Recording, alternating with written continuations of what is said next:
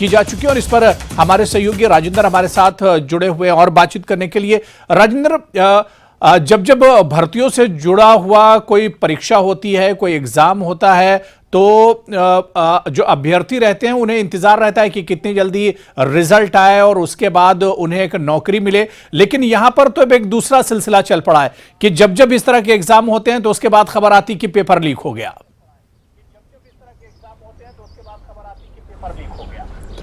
बिल्कुल अबू, और कर्मचारी चयन आयोग में पेपर लीक मामले में ये 7वीं एफआईआर है जो दर्ज हुई है। तो ऐसे में बड़ा अब ये रैकेट सामने आ रहा है और लगातार 7 एफआईआरें पेपर एक के बाद एक पेपर लीक के मामले लगातार जब सामने आए और खुलासे इनके होते रहे, तो अब ये 7वीं एफआईआर है जो एसआईटी की तरफ से, विजिलेंस की तरफ से दायर की गई है। अब विजिलेंस ने जब पहला मामला सामने आया पेपर लीक का, तो फिर विजिलेंस की तरफ से स्पेशल एसआईटी गठित की गई और वो पूरी अब तक के जितने भी एग्ज़ाम पिछले 2-3 वर्षों में हुए हैं उनकी इन्वेस्टिगेशन जब करने लगे तो लगातार पेपर लीक सामने आने लगे और ये 7वीं एफआईआर है जो दर्ज की गई है। और अब इसकी डॉक्यूमेंटेशन भी अगस्त 2022 में पूरी हो चुकी थी, लेकिन तब से लेकर अब तक फाइनल रिज़ल्ट इसका भी घोषित नहीं किया गया था और अब सामने आया कि इसमें भी पेपर लीक हुआ है और एसआईटी ने 10 लोगों के खिलाफ एफआईआर भी दर्ज की गई है, जिनमें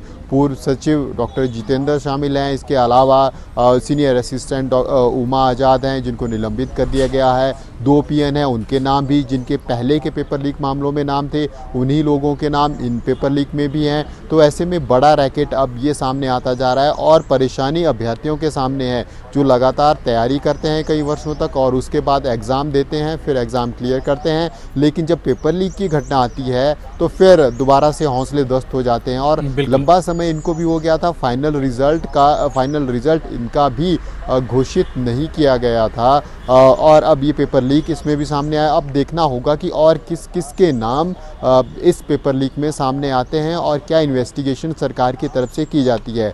पिछले कल भी हमने देखा कि ड्राइंग मास्टर प्रदेश सचिवालय पहुंचे थे और उन्होंने भी लगातार मुख्यमंत्री से मिलने की कोशिश की। वो भी डिमांड सरकार से कर रहे हैं कि अब जल्द से जल्द जो फाइनल रिज़ल्ट है वो आउट किए जाएं और नियुक्तियां दी जाएं। तो ऐसे में अब सबऑर्डिनेट बोर्ड भंग ज़रूर कर दिया गया है कर्मचारी चयन आयोग, लेकिन वहाँ पे जो पहले के एग्ज़ाम हुए हैं उनमें जिस प्रकार से पेपर लीक की घटनाएं सामने आ रही हैं, ये पूरे प्रदेश के लिए चिंता का विषय है। अब सरकार की तरफ देखना होगा कि क्या विकल्प होता है। हालांकि कमेटी इसके लेकर गठित की गई है दीपक सानन की अध्यक्षता में। अब वो कमेटी क्या सुझाव देती है, किस प्रकार से दोबारा से कर्मचारी चयन आयोग का गठन किया जाए, क्या नियम और प्रावधान इसमें किए जाएंगे और कितने जल्दी होता है, सबसे बड़ी बात तो ये आप देखने बिल्कुल। और राजेंद्र, आपको याद होगा कि अभी कुछ दिन पहले ही सीएम की तरफ से एक बयान आया था कि जितने भी भर्ती से जुड़े हुए एग्जाम हैं सबके रिजल्ट अब आएंगे, सबके नतीजे आएंगे, लेकिन विजिलेंस की जिस पे जांच चल रही है उन्हें छोड़कर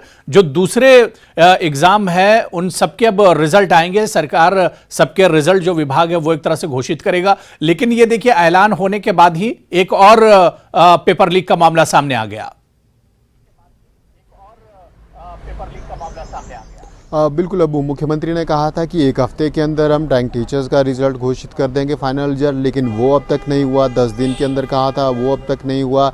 अब स्टेटमेंट ज़रूर मुख्यमंत्री की तरफ से आई थी कि जल्द से जल्द जो विवादित एग्ज़ाम नहीं हैं, जिनमें पेपर लीक की घटनाएं सामने नहीं आई हैं, उनको आउट कर दिया जाएगा। लेकिन अब तक कोई भी रिज़ल्ट, हालांकि एक रिज़ल्ट ज़रूर पब्लिक सर्विस कमीशन की तरफ से घोषित किया गया है पिछले दिनों में, उसको अगर छोड़ दें तो फिर वर्तमान कार्यकाल में कोई भी ऐसा फंसा हुआ रिज़ल्ट सरकार की तरफ से अभी तक जारी नहीं किया गया और ये चिंता का विषय भी सरकार के सामने भी है और अभ्यर्थियों के सामने भी। और जिस तरह से पेपर लीक हो रहे हैं, ये अब बड़ी घटना, हिमाचल प्रदेश में इतने बड़े स्तर पर पेपर लीक का खुलासा अब से पहले नहीं हुआ है। ये पहली बार है कि इतने बड़े स्तर पर पेपर लीक की घटनाएं सामने आ रही हैं और लगातार एक के बाद इन्वेस्टिगेशन एक पेपर के जांच के दायरे में आ रहे हैं और इन्वेस्टिगेशन चली है। 7 एफआईआर पिछले कुछ दिनों में ही पेपर लीक मामले में दर्ज की गई है और वही लोग रिपीटेडली आ रहे हैं, दोषी वही लोग इन सभी एफआईआर में अब